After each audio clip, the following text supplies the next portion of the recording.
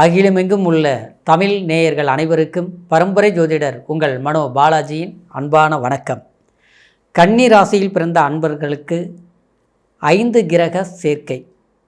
இந்த கிரகங்கள் ஒன்றிணையும் போது உங்களுடைய ராசிக்கு எப்பேற்பட்ட ஒரு அமைப்பான ஒரு முன்னேற்றம், உங்களுடைய வாழ்க்கையில் ஒரு அற்புதமான சுவாரஸ்யமான சில யோகங்கள் இந்த கிரக பயிற்சிகளால் ஏற்படுத்த போகுது அப்படிங்கிறத பற்றி தாங்க இந்த பதிவில் இப்போ நம்ம தெளிவாக பார்க்க போகிறோமுங்க. ஃபஸ்ட் டைம் பார்க்குறவங்களா இருந்தீங்கன்னா சப்ஸ்கிரைப் பண்ணி பெல் பட்டன் அழுத்தி ஆல் ஆப்ஷன் கொடுங்க. கன்னிராசி புதன் பகவான் ஆதிக்கத்தில் பிறந்தவங்க, அற்புதமான ராசி கொண்டவங்க, கடுமையான உழைப்பாளிங்க. அடுத்தவங்களை பற்றிலாம் கவலைப்பட மாட்டீங்க. அடுத்தவங்க நல்லா இருந்தாலும் அவங்கள பார்த்து புறாம்படுற பழக்கம் நம்மக்கிட்ட கிடையாது. அதே நேரத்தில் அடுத்தவங்க ஒரு கஷ்டப்பட்டாலும் எப்படியோ போகிறாங்கல்ல நினச்சி இருக்க மாட்டீங்க. என்ன அவங்களுக்கு ஒரு உதவி செய்யணுமோ உங்களால் முடிஞ்சது செய்யக்கூடியவங்க தான் கன்னிராசிக்காரர். ஆண்களாக இருந்தால் போராடி ஜெயிக்கக்கூடிய ஒரு தன்னம்பிக்கைவாளிங்க, ரொம்ப புத்திசாலித்தனமாக இருப்பீங்க, அடுத்தவங்களுக்கு ஐடியா சொல்கிற அளவுக்கு இருப்பீங்க. பெண்களாக இருந்தீங்கன்னா குடும்பத்துக்கு ஏற்ற மாதிரி மகாலட்சுமி அம்சம் கொண்டவங்களாக இருப்பீங்க.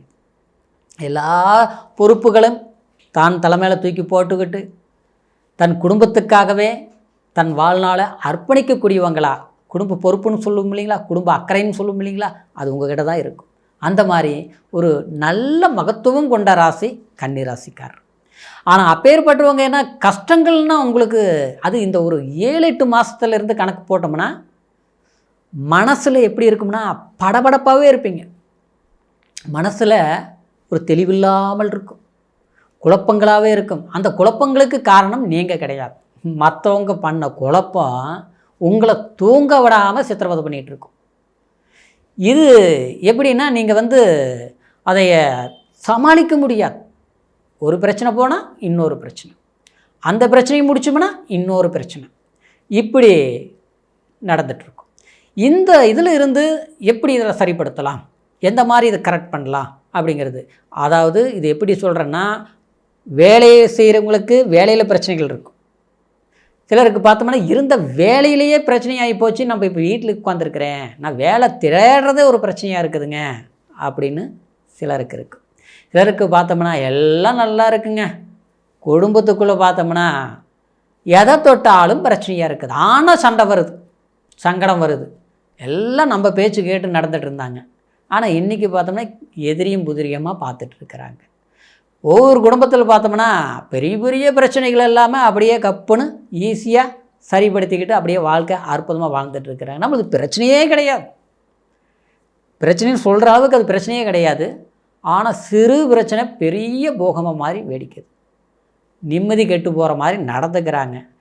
ஒரு இடத்துல உட்காந்து பேச முடிய மாட்டேங்குது, நிம்மதி இல்லாமல் கெட்டு போச்சுங்க. காரணம் என்னென்னா நமக்கு குடும்பத்துக்குள்ளே அடுத்த நபர்களாலேயோ அல்லது பண சிக்கல்களாலேயோ இல்லை புரிஞ்சிக்க முடியாத மன வருத்தங்கள்னால நிம்மதி இழந்து உட்கார்ந்துருக்குறேங்க அப்படிங்கிற ஒரு இது.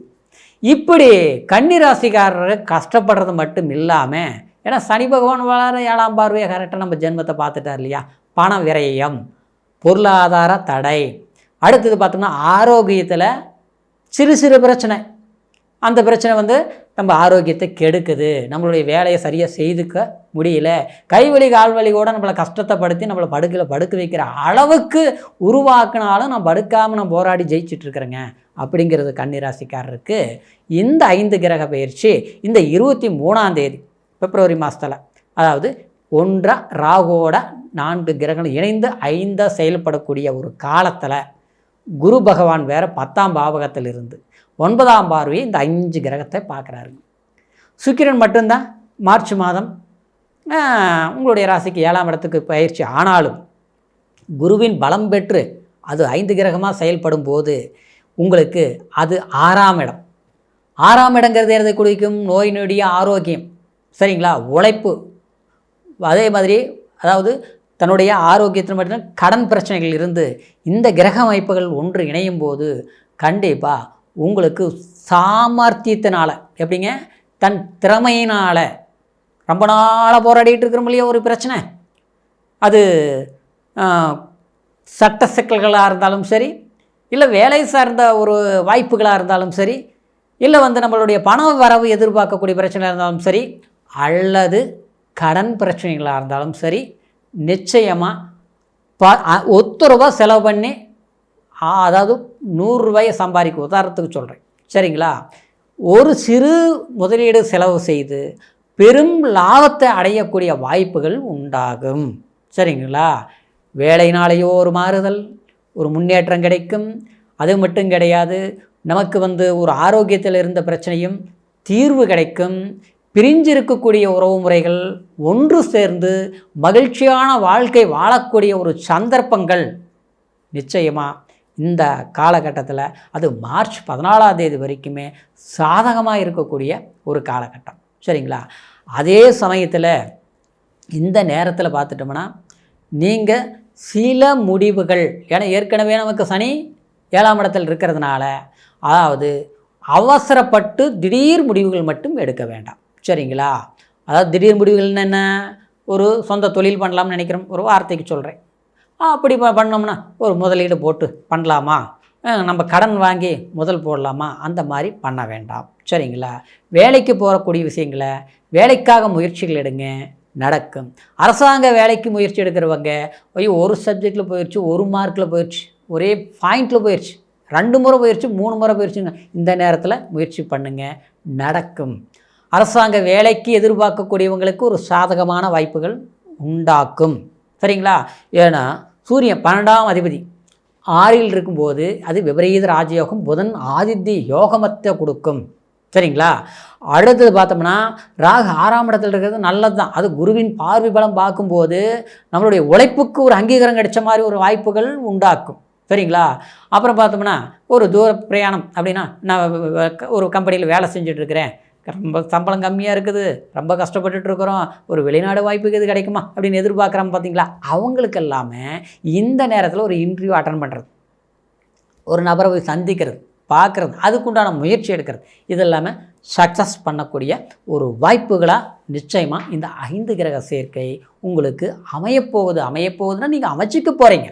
அப்போ நம்ம என்ன செய்யணும், அம்பாவை நல்லா பிரார்த்தனை பண்ணணும், சரிங்களா? தெய்வத்தை வழிபடணும், குலதெய்வம் கோயிலுக்கு போயிட்டு வாங்க, மறக்காமல் குலதெய்வம் கோயிலுக்கு போயிட்டு வாங்க. விஷ்ணுடைய அம்சம் கொண்ட, அதாவது பெருமாள், சரிங்களா? பெருமாள் கோயிலுக்கு போயிட்டு வாங்க. எப்போவுமே உங்களுக்கு அதிகபட்சமான குலதெய்வ வழிபாடுகளும் பெருமாள் வழிபாடுகளும் செய்யும்போது உங்களுக்கு சிறப்பான மாற்றங்கள், ஆசீர்வாதம், கண்டிப்பாக மனம் நிறைந்த வாய்ப்புகள் கைகூடி வரும், சரிங்களா? அதே நேரத்தில் அன்பானவர்களுடைய ஆதரவு கிடைக்கும், பிரிவுகளில் இருந்த உறவு ஒன்று சேரும், குழந்தைகளால் மேன்மையடையவும், படிக்கிற மாணவர்களுக்கு மந்தம் ஏற்படுது இல்லைங்களா? நல்லா படிச்சுருந்தேன், டல் ஆகி போச்சு, அதெல்லாம் நினைக்க வேண்டாம். இந்த முறை நல்லா மார்க் எடுப்பீங்க, நல்லா படித்து பாஸ் பண்ணிடுவீங்க, தைரியமாக பண்ணுங்கள், சரிங்களா? படிச்சுட்டு வேலை இல்லாமல், அதாவது நம்ம படித்த படிப்புக்கு இன்னும் சரியான ஒரு வேலை வாய்ப்பு அமையலையா அப்படிங்கிறவங்களுக்கு அற்புதமான ஒரு வேலை வாய்ப்புகள் கூடி வரக்கூடிய ஒரு காலமாக இருக்கிறதுனால சிறப்பாக இது பண்ணுங்கள். வயதானவர்களுக்கு குடும்ப பிரச்சனையே நம்மளை அதில் பாசத்துக்காக ஏங்கிட்டு இருக்கிறோம், எல்லாமே விரிஞ்ச மாதிரி ஆளுக்கு ஒரு பக்கம் போயிட்டுருக்கிறாங்க கூட, ஒன்றிணைந்து உங்களை தேடி வரக்கூடிய ஒரு காலம்தான் இந்த 5 கிரக சேர்க்கை. நிச்சயமாக மனம் போல உங்களுடைய செல்வாக்கு பலமும் நிறைந்து நிற்கும் அப்படிங்கிறதுல எந்த ஒரு மாற்று கருத்தும் இல்லை. சந்தோஷமாக செயல்படுது, நல்லாயிருக்கும், சரிங்களா? இப்போது இது சந்திரனை வச்சு ராசி வச்சு பலன்கள் சொல்லியிருக்கிறோம். இருந்தாலும் பிறப்பு ஜனன ஜாதகத்தை ஒரு முறை பார்த்துக்குங்க. ஏன்னா அதுதான் லக்னம், என்ன தசாபுத்தி நடக்குது, என்ன அந்தரம் நடக்குது, என்ன சூட்சுமம் நடக்குது அப்படிங்கிறது, எந்த மாதிரி யோகாதிபதி திசைகள் நடக்குதுங்கிறதெல்லாம் உங்களுடைய பிறப்பு ஜனன ஜாதகத்தில் தான் முழுமையான பலன்களை நம்ம தெரிஞ்சுக்க முடியுங்கிறதுனால உங்களுடைய ஜாதகம் இது வரைக்கும் பார்க்காமல் இருந்து நம்மக்கிட்ட பார்க்கணும்னு நீங்கள் நினச்சிங்கன்னா கீழே இருக்கிற நம்பருக்கு ஃபோன் பண்ணுங்கள். உங்களுடைய date of birth, time, place மூணையும் தெரியப்படுத்தி எந்த தேசத்தில் இருந்தாலும் ஆன்லைன் மூலிமா கூட அற்புதமான பலன்களை, சந்தேகங்களை கேட்டு தெரிஞ்சுக்கிட்டு புதிய முயற்சிகள் எடுங்க. 5 கிரக சேர்க்கையிலிருந்து அற்புதமான வளர்ச்சி இருக்கும் அப்படிங்கிற ஒரு வாழ்த்துக்களோட மீண்டும் அடுத்த பதிவில் சந்திக்கும் வரைக்கும் நன்றி, வணக்கம்.